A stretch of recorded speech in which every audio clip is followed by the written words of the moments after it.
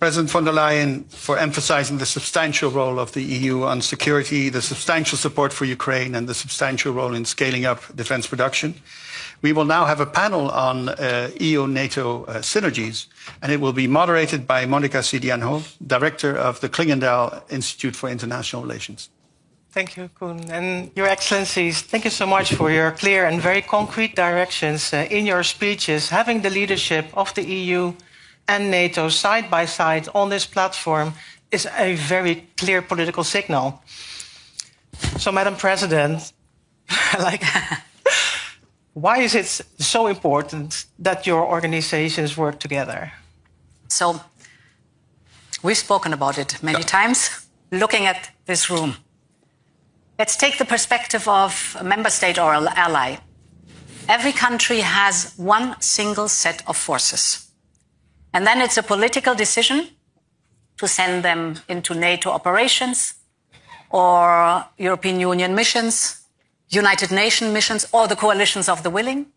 So from this angle on, one single set of forces, it's of utmost importance that we work very, very closely together, that in any kind of theaters, these forces can work together and interoperability is given. Everyone here in the room knows how important interoperability is, and that it's not so easy to make it happen with the industrial structure that we had so far. So this is something where we really have to work on. The second reason why it is so important that we work together is that the modern hybrid threats do not differentiate between external and internal security or threats. Yeah.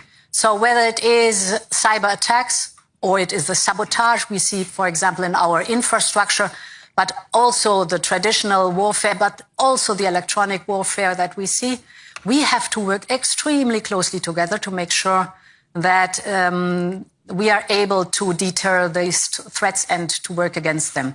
So two good reasons why NATO and the European Union should work closely together, not to speak of military mobility. All these topics play a big role. I was just mentioning the omnibus, so the simplification in our rules. For example, permitting rules, you know how important that is and how cumbersome sometimes the permitting process is.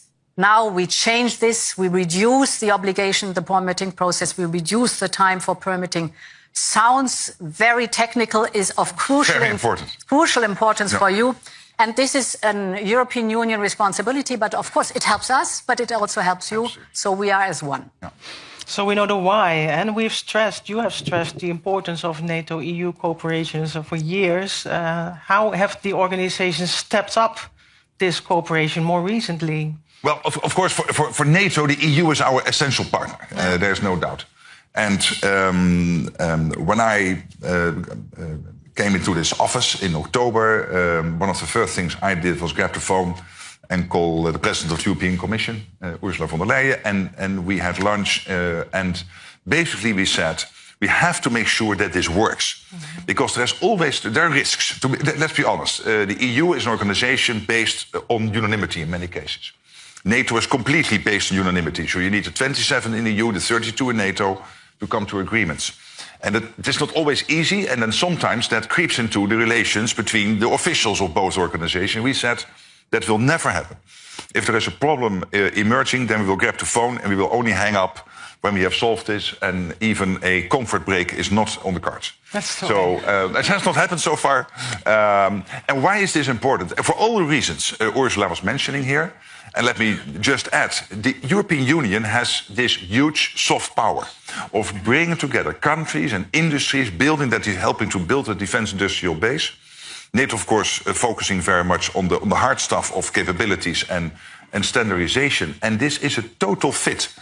And the good thing is, with you at the helm of the Commission, with Andrus in the Commission, with Kaja Kallas, with Antonio Costa, we have people now in the senior leadership in the EU who all have a background to understand why this is important. Next to me is sitting the former defense minister of Germany. So, I mean, you don't have to explain to her why this is important. Indeed, I sat for 5 years in NATO sessions. Exactly. And almost. The good part is what you just rightly so said. Excellent cooperation starts with the leadership. Mm-hmm. So you know the European Union by heart too. 111 summits, I would say. Wow. Yeah. That's amazing. World record. The fact that you are coming to our college, that you are inviting commissioners to the NAC speaks volumes. And indeed, I want to emphasize here in the room, because I have this NATO experience, it is, of course, guaranteed that with the push in the defense industrial base and the additional funding that we're supplying, I'm fully aware of the fact that we have to look at the identified capability gaps of NATO. And of course, we have to live up to the norms and standards of NATO. It would be completely crazy if we created different worlds.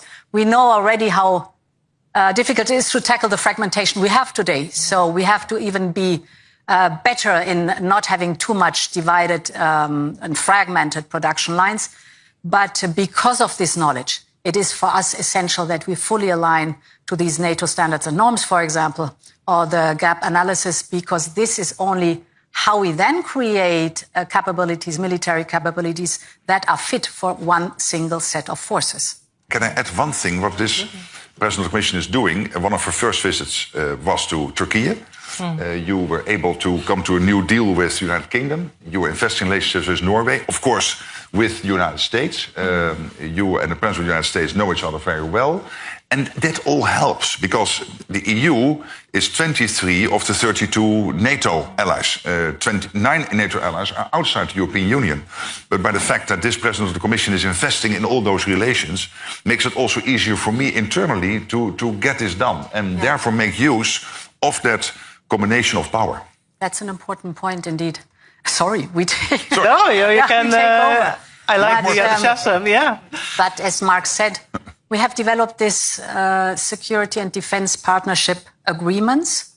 For example, with the UK, that was the first one, with Norway, also with Japan and South Korea, and yesterday with Canada. So through UK, Norway and Canada, of course, comes also NATO mindset into the security and defense partnership that we have in the European Union. And you hear from my words how close we are and how much we work and working together to having the defense posture that is necessary, while knowing that we're different entities, but we know where the adversaries are. We know that we face a common threat. And we know that the adversaries do not differentiate between NATO and the European Union. They have their strategic goals, and we have to deter that. The EU adapts to the geopolitical context. And maybe more specific to this Defense Industry Forum, what more could be done to drive innovation and industrial production? So,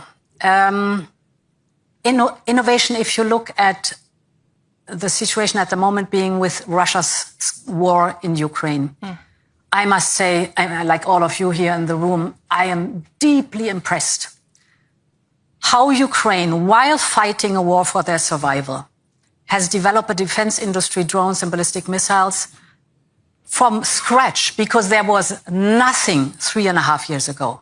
And this while fighting a war. And of course, they are extremely innovative.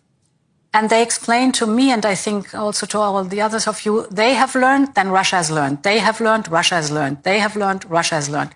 So they are, I think, the most modern what drones is concerned worldwide at the moment being. But Russia also has this knowledge. We should not underestimate that. So therefore, first point, our innovation office in Kyiv is there that we learn from Kyiv what it's all about. That's one part. Then in general, we have brilliant startups. We have talented people, fantastic minds here in the European Union with super startups. But then we see that this scaling up is difficult. Here in the European Union, it's mostly access to capital and sometimes cumbersome procedures in the single market that is not single enough, but fragmented. So what we do at the moment, big specifically create, we call it the Savings and Investment Union, which is a deep and liquid capital market essential for our startups. And to create for innovative startups a so-called 28th regime, so that they have one single regime, legal regime to look at when they want to grow and scale up in the European Union. And the third point is indeed the partnerships we were just addressing. These partnerships, of course, are also important for the strategic depth we need. So these are topics or these are work strands that you can use to boost innovation. Thank you for those clear examples. And Mr. Secretary General, what main barriers do you see? And how could the organizations cooperate to optimize? Yeah, well, what I've learned over the years is NATO and the EU are difficult beasts because you have unanimity, you have many different points of view. So perfection is not to be achieved because for perfection you need too much time and nothing will happen in the meantime. So I think what we are doing now is working together in the spirit of keeping speed, the better not being the enemy of good. And when it comes, for example, to developing this whole issue of the defense industrial base and within that, the issue of innovation, the fact that we have this experience between U4 and K4 in the Western Balkans. So we know how NATO and the EU can closely work together. The same is now the case in Kiev. We are really working very closely together, almost as one team, where we have the commands in Wiesbaden, of course, also working for Ukraine. We have our team in Ukraine. We have the EU team in Ukraine. And what we try to do is to make sure that this is all working as one, and having not too many official stuff going on and Mr. So-and-so and excellency this. Keep it practical, keep it going, and know that perfection will never be there, because you will always have allies in NATO or member states in the EU who will try to slow it down a bit. But then you have to make sure that you work on the 80-90% of the countries who really want to speed up. Yeah. Spend your time there. That's much more efficient than spend all your time on the one or two laggards.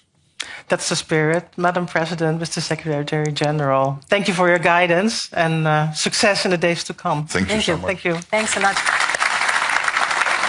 We go out or I have no idea. I have no idea. I think we go out. We now go out.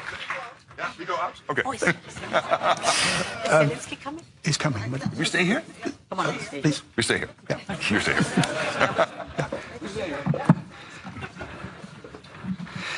Thank you, Madam President. Thank you, Mr. Secretary General. I think this forum and the way you engage with each other indicates how much progress we have achieved in bringing the NATO alliance and Europe together. And I think that's to the benefit, of course, of the alliance. It's to the benefit of Europe, and it also is to the benefit of Ukraine. And I think, Madam President, you rightly talked about the fact that we were all woken up by the innovation that Ukraine has been able to bring to the battlefield, which was quite impressive. Every time we visit Ukraine, we see in 3 months things have changed. And I think it has woken up everybody here that it's important to support Ukraine, but also it's important to continue our own innovation. We have woken up from a deep sleep, and I think this room is part of that new movement to basically bring the innovation to NATO as well and to the EU. So we're very grateful for this display of cooperation. And we are now waiting for our next guest. Excellent. So it will take another minute for our next guest to join us. And of course, this afternoon, we will have several panels where we focus on some of the issues that you have discussed, including on financing, including how to achieve the capability targets.